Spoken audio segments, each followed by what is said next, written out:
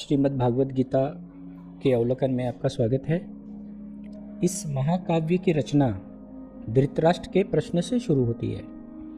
धृतराष्ट्र पूछते हैं, धर्म क्षेत्रे कुरुक्षेत्रे समवेता युयुत्सव मामका पांडवस्य किम कुर्वत संजय। धृतराष्ट्र संजय से पूछते हैं, हे संजय, धर्म क्षेत्र कुरुक्षेत्र में एकत्रित युद्ध की इच्छा करने वाले मेरे और पांडु पुत्रों ने क्या किया। इस पहले सूत्र का भाष्य यह है, धृतराष्ट्र संजय से पूछ रहे हैं कि हे संजय, धर्म क्षेत्र कुरुक्षेत्र में एकत्रित हुए युद्ध की इच्छा करने वाले मेरे और पांडु पुत्रों ने क्या किया। ये एक साधारण बात है, एक साधारण जिज्ञासा है। अब इससे क्या सीख सकते हैं, क्या समझ सकते हैं। गीता जैसे ये महाकाव्य, गीता जैसे महान ग्रंथ के एक एक शब्द बहुत ही मूल्यवान है। ऊपर से देखा जाए तो एक साधारण सा प्रश्न प्रतीत होता है कि धृतराष्ट्र संजय से पूछ रहे हैं, लेकिन अगर इसके पीछे जो अभिप्राय है वो बहुत ही गहरा है। वो इस तरीके से है, ये जो महान ग्रंथ है इसकी शुरुआत कहाँ से होती है। इसमें पहला शब्द क्या है, इसमें पहला शब्द है धर्म क्षेत्रे। अब ये जो धर्म क्षेत्रे शब्द है ये कोई साधारण शब्द नहीं है। इस शब्द के पीछे रहस्य है। रहस्य यह है कि इस ग्रंथ की पूरी कुंजी इस पहले शब्द में है। धर्म क्षेत्र यानी हमारा जो जीवन है, हमारे जीवन में जो धर्म का मूल्य है उसकी शुरुआत होती है इस ग्रंथ से। धर्म क्षेत्र यानी जो हमारा जीवन है वो धर्म का क्षेत्र है। हम अपने जीवन को किस ढंग से जीते हैं उस पर सब कुछ निर्भर करता है।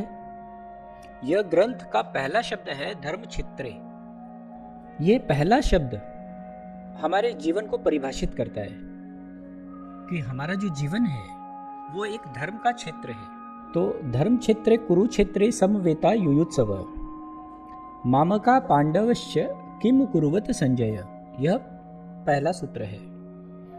इस सूत्र का अवलोकन इस प्रकार है, सामान्य ज्ञान यही है कि जो वासनाएं हैं आंखों से जन्मती हैं।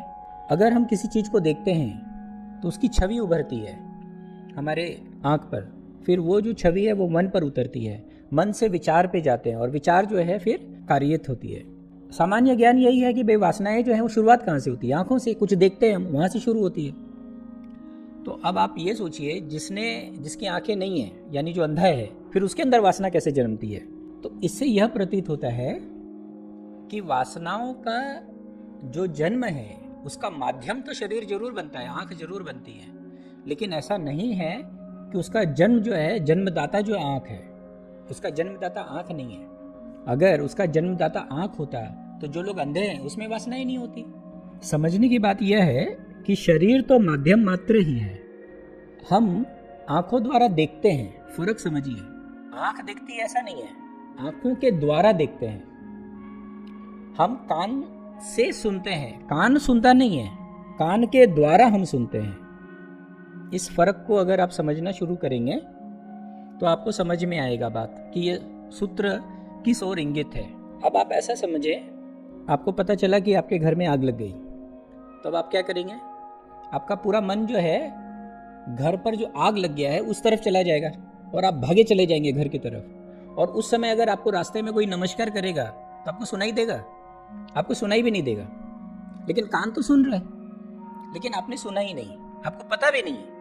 आपको बहुत लोग रास्ते में मिलेंगे जिन्होंने आपको नमस्कार किया होगा या हाय हेलो किया होगा, हाँ, लेकिन आपने न उनकी तरफ देखा न उनका बात सुना और आप सीधे अपने घर की तरफ आगे बढ़े। तो इससे क्या पता चलता है, इससे पता यह चलता है कि जो शरीर है वो सिर्फ माध्यम है।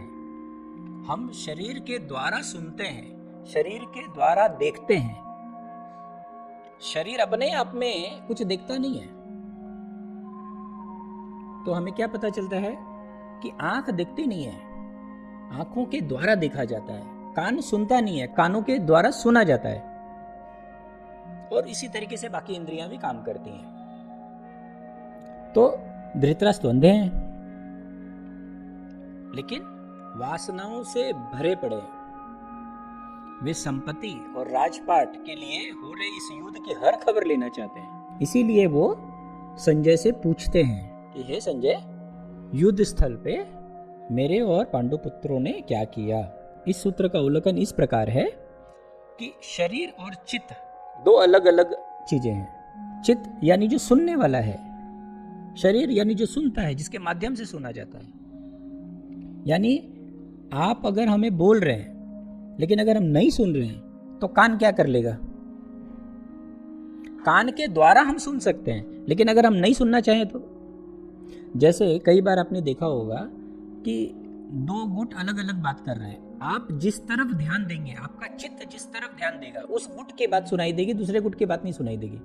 तो इस सूत्र का अवलोकन यह है कि शरीर और चित्त दो अलग अलग चीजें हैं और इन दोनों को अलग अलग जानना ही आत्म तत्व है। तो इसको जानने वाला कौन है कि दोनों अलग अलग है? वो है आपका आत्मा, वो है आत्म तत्व जो आपके अंदर है। तो आत्म तत्व का जो बोध है वो शरीर और चित्त दोनों को अलग अलग होने से अवगत कराता है। यही सूत्र का गीतावलोकन है।